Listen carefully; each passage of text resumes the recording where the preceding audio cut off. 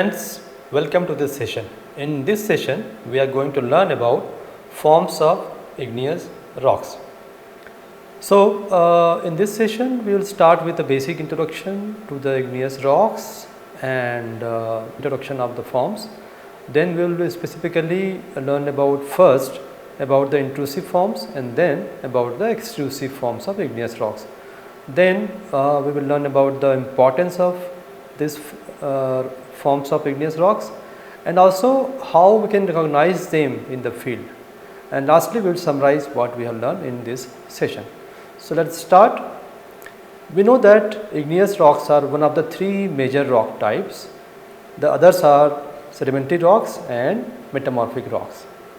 Igneous rocks are formed due to cooling and consolidation of hot molten rock material. The molten rock material occurring below the earth's surface is known as magma, and when it comes out or erupted on the surface of the earth, it is called lava.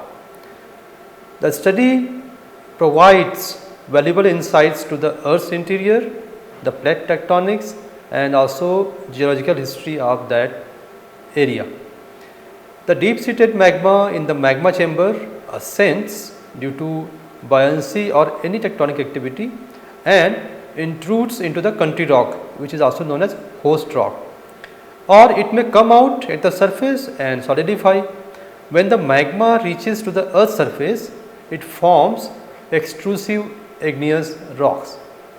When magma rises through the crust, it forcefully displaces pre-existing crusted rocks that we know as host rock or country rock.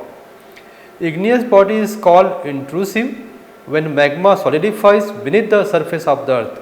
Now, if we want to study about the intrusive rocks, how we will study them? We understand about the intrusive igneous activity from the study of the old and now solidified magma bodies which are exposed by erosion. The intrusive or extrusive igneous rock bodies can occur in variety of forms. The primary are depending upon how they are, it is known as concordant when the igneous body runs parallel to the bedding or foliation plane of the country rock. It is known as discordant body when the igneous body cuts across the bedding or foliation plane and penetrates through the country rock. Igneous rocks can be classified in various ways, including by their texture, mineral composition and also by their mode of occurrence. One of the classification is also based on the forms in which they occur. So, there are two primary forms of igneous rocks. One is known as intrusive forms and second is known as extrusive forms. Let us now learn about intrusive igneous rocks and the forms created by them. Intrusive igneous rocks form when magma cools and solidifies beneath the earth's surface. Since this process occurs at a slow rate, large crystals have time to develop, leading to coarse grained textures, which is known as phenolitic texture. There are several forms of intrusive igneous rocks, which are shale, dike, laccolith, lopolith, batholith, stocks and boss. We will learn about these forms one by one. Now, let us first start with the shale. Shale is a concordant igneous body which lies parallel to the planar structure like bedding and foliation plane of the country rock, as you can see in this figure. These sheet like masses of igneous rock penetrate into the country rock and spread out parallel to the bedding or foliation planes. Now, it is important to note that shales are horizontal. They are the sheet like intrusions of magma that solidify parallel to the existing rock layers. They form when magma is injected between the sedimentary rock layers without breaking through the surface. This is a figure that shows about the shale, how it is a concordant body, and also it shows a dike that is a discordant body. And this figure shows the right side, the field photograph of a shale. Now, coming to the dike, it has been derived from a Scottish word that means a wall of stone. It is a discordant igneous body of more or less tabular shape, and it exhibits a cross-cutting relationship with the country rock. Dike is a wall-like masses of igneous rock cutting across the country rock, which may be igneous or sedimentary or metamorphic rock. It is formed by solidification of magma penetrated through the fissures or fractures in the country rock. Now, this field photographs show a dike where you have in the left side there is a dike including Deccan lava flow. On the right, it is a dike that intrudes granite in Ladakh batholith. So, dike are vertical or steeply inclined intrusive rock formations that cut across pre-existing rock layers, and they form when magma forces its way through cracks or fissures and then solidifies. It is often composed of dolerite or basalt and may extend for great distances. So, dike generally is a few feet in thickness and commonly occurs in the groups. It may exhibit some pattern when it occurs in a group. So, based on their pattern, it can be called as radiating dikes or arcuate dikes. Here is a figure that shows radiating dikes. It is when different dikes seem to radiate from a common center. The arcuate dikes, it is called when there are several dikes that form arc-like structure. There is also ring dikes when arcuate dikes occur in the form of more or less a complete circle or a ring.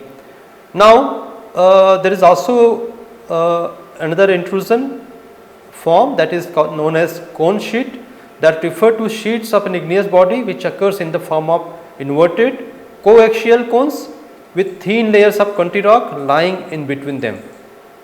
As you can see in this figure, however, the cone sheets and ring dikes both have near circular outcrop on the surface, but the ring dikes are nearly vertical.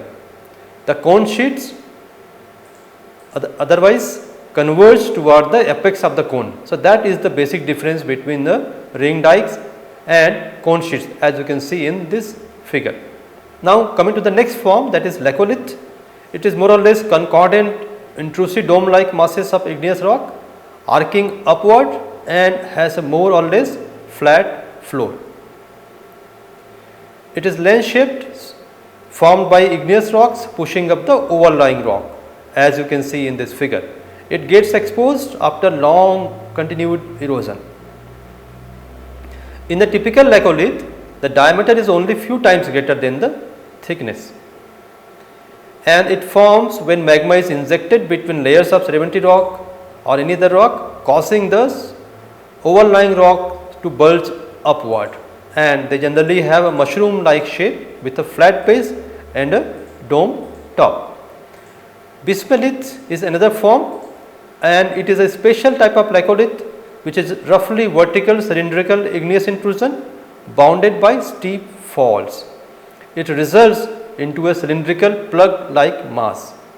It is a body where the roof uplifts along a circular or arcuate fault. Now, the next form is lopolith, and this word has been derived from the Greek words lopas, that means basins. It is more or less saucer or basin shaped sunken concordant igneous bodies which are concave upwards in the form of basins. It is similar to laccolith but have a concave structure. It is typically composed of mafic or ultramafic rocks like gabbro and peridotite. The next form is phacolith, which is concavo-convex concordant igneous rocks which occur along the crest and trough of folds of the country rocks. So, this is a specific case. The phacolith is formed in the fold. Conolith is an igneous intrusion whose form is so irregular that it cannot be classified as a laccolith, dike, seal or any other recognized body. Now, we come to the batholith. Bathos means depth and lithos means stone. So that is what it means. It is the largest intrusive of all igneous bodies. It occurs as a huge linear structures extending several hundreds of kilometers. They are the platonic igneous rock masses which occupy the core of the mountain, like in Ladakh batholith, and also Mount Abu batholith. They are always made up of granitic and intermediate rock types and are often referred to as granite batholiths. They are formed at some depth below the earth's surface and exposed only after the removal of the overlying cover of the rock masses due to erosion. Batholiths do not have determinable floor but have steep walls, and they, as we discussed earlier, they are the largest intrusive igneous bodies, and the areas may be covered by them that could be more than 100 square kilometer, and they are generally composed of granitic rocks and form deep in the crust, and they get exposed at the surface after extensive erosion removes the overlying rocks. The next form is the stalk, that is an intrusive mass of plutonic igneous rocks, but it is smaller in the size than the batholith, and it usually possesses more or less circular or elliptical cross section. It is similar to batholith, but as we said, it is smaller in size, generally less than this 100 square kilometers, and it could also be composed of granitic rocks and can be a part of larger batholiths. And as we discussed earlier about the batholith, this also may become exposed at the surface due to erosion. The next form is the boss. It is a mass of plutonic igneous rocks or stalks which has circular outline upon the surface. Let us now recollect what we have learned here. We have talked about the batholith, that is the largest intrusive body, but that covers vast areas, and generally the size and shape is massive and irregular, and how they are formed, they form deep underground from the repeated magma intrusions.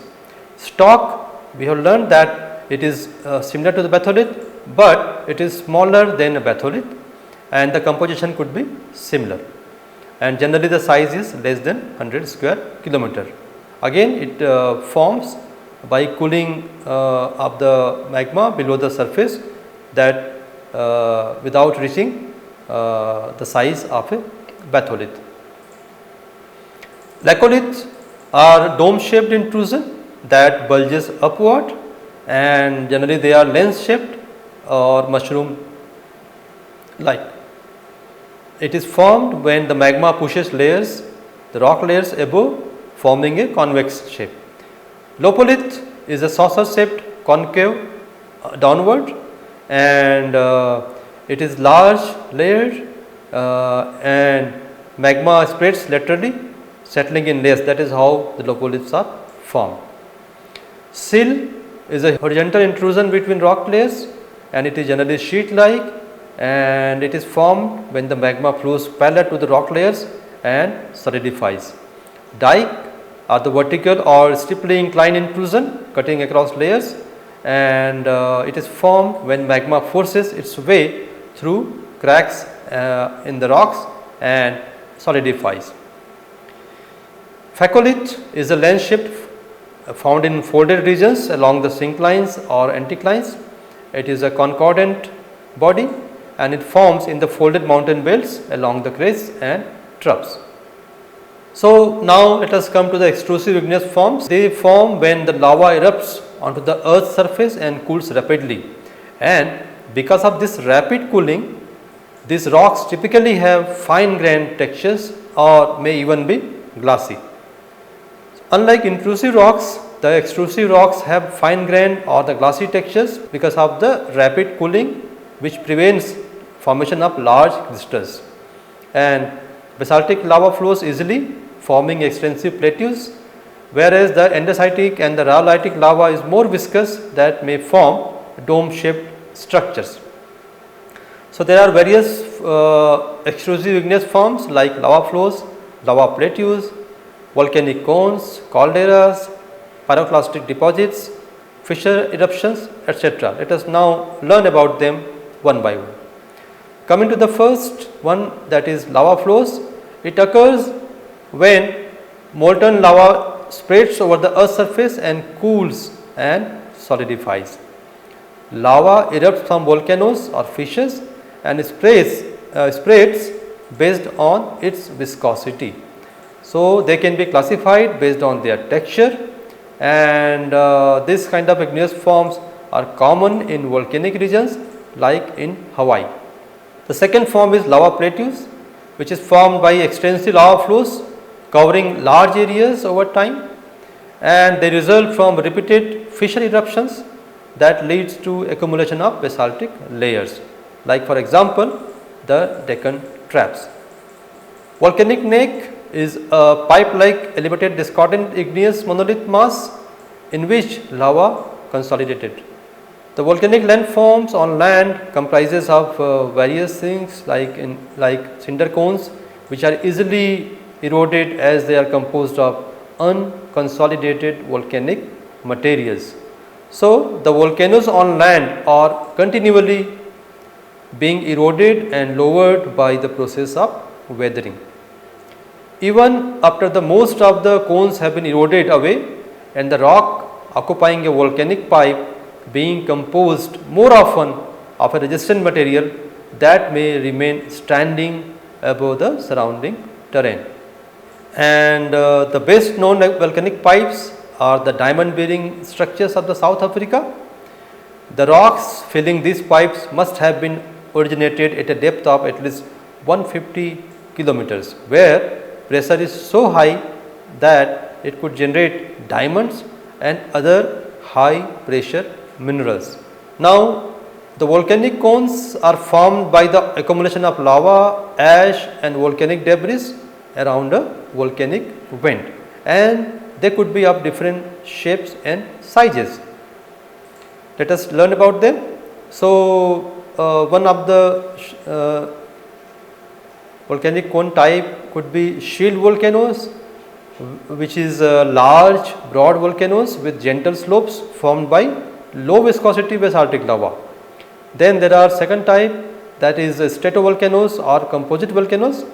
They are steep cone shaped volcanoes built from alternating layers of lava and ash. Then there is the cinder cone volcanoes, which are small steep sided cones made of pyroclastic materials like ash and cinders. Now coming to the next one, that is calderas. These are large basin like depressions formed when a volcano collapses after a massive eruption, and these calderas can then be filled with water, and in this way they might form crater lakes. Then lava domes, that are steep sided dome like volcanic structures, and the viscous lava piles up near the vent instead of flowing, and that is how the lava domes might form. Then comes the pyroclastic deposits, which include ash, pumice and volcanic bombs ejected during explosive eruptions, and these materials can accumulate to form ignimbrites or tuff deposits. Then there are fissure eruptions. They occur when magma reaches the surface through long cracks, that is known as fissures, other than a central vent. So, this produces extensive basaltic lava flows as seen in the mid-Atlantic ridge. If we can recollect all those extrusive forms of igneous rock that we have just learned about, the lava flow, that we know that it is a molten rock that erupts and sheet like and spreads across the surface, and there could be sheet like, and it could be quite extensive, and it is formed by magma when it erupts and flows and cools rapidly. Volcanic cone, they are the cone shaped accumulation of lava and the pyroclastic materials, and they could be conical, steep sided or shield like, and they are formed by repeated eruptions that build up a cone around the vent. Calderas are formed by violent eruption that empties the magma chamber and causes the collapse of that. So, it is a large depression formed by a collapsed volcano, and generally the size is and shape is circular and bowl shaped. Fissure eruptions, it is lava emerging from cracks instead of central vent, and it is generally long and narrow. Pyroclastic deposits are the fragments of rock ejected from a volcanic eruption. It could be irregular and could be layered deposits, and it is formed by explosive eruptions that eject ash, lapilli and volcanic bombs.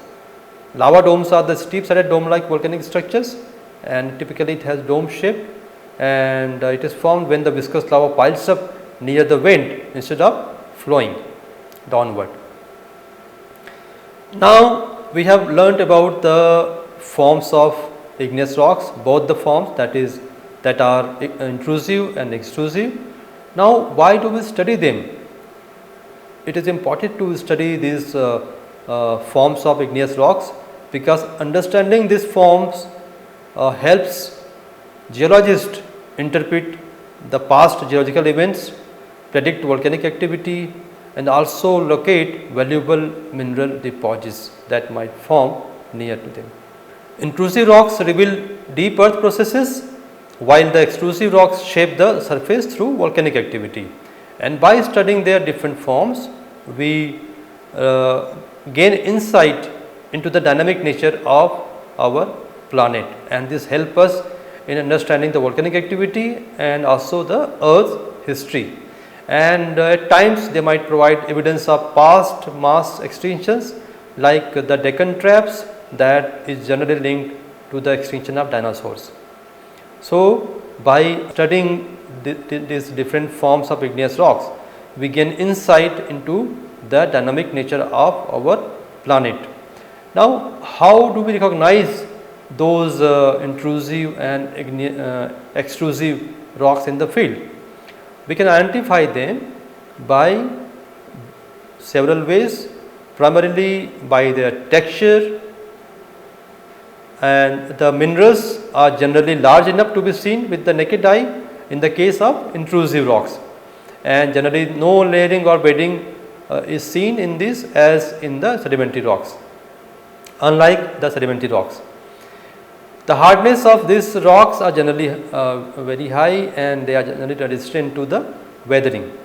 When we come to the mineral composition, they generally contain feldspar, quartz, mica, amphiboles and pyroxenes, and the grain size and mineral arrangements could also be helpful to recognize them in the field. And the intrusive rocks generally found in the mountainous regions, the eroded terrains, or it could be exposed as batholiths and stocks.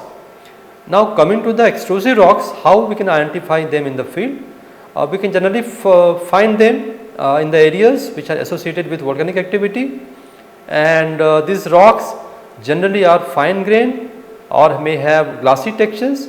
Why? Because of the rapid cooling, and the density, generally these extrusive rocks are less dense than the intrusive rocks due to the presence of vesicles. Now, let us summarize what we have learned in this session. We learnt about various kinds of igneous forms of igneous rocks. We learned that intrusive igneous rocks, we also know as plutonic rocks, they form beneath the earth's surface when magma cools slowly within the crust, and this slow cooling process allows large crystals to develop, resulting in a coarse grained texture. And these rocks are usually composed of minerals like feldspar, quartz, mica and pyroxenes. So, these rocks occur in various forms depending on how the magma intruded into the surrounding rocks and also the shape of the igneous body that has formed. And the common forms of intrusive rocks are, and the common intrusive forms are seal, dike, laccolith, bismuth, lopolith, phaccolith, conolith, volcanic neck, patholith, stalk and bases. And the intrusive forms are that we have just learnt. Extrusive forms are lava flows, lava plateaus, volcanic cones, calderas, pyroclastic deposits, fissure eruptions, etc. If we can summarize them, batholiths are the large deep seated bodies, stalks are the small batholith like bodies but smaller in size. Laccolith are the mushroom shaped intrusions that pushes the overlying layers upwards. Lopuliths are the saucer shaped intrusions. Sills are generally the horizontal sheet of igneous rock which are parallel to the existing layers, whereas dikes are vertical or inclined igneous intrusion that cut across rock layers. Phaccoliths are the lens shaped intrusion that are found in the folded mountain belts. And the lava flows, which are the extrusive forms, they are the streams of molten rock. The lava plateaus, which are extensive lava sheets.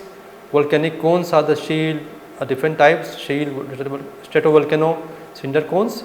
Calderas are the volcanic collapse craters. Then the ash, pumice and the volcanic bumps are the example of pyroclastic deposits. And then when the lava flows from cracks, it develops fissure eruptions. The lava domes that are steep-sided dome-like volcanic structure. So, we have learned that intrusive igneous rocks provide important clues about the Earth's internal processes and the tectonic activity, and they serve as valuable mineral resources, and they influence the development of landforms and help geologists reconstruct the geological history of an area. Thank you.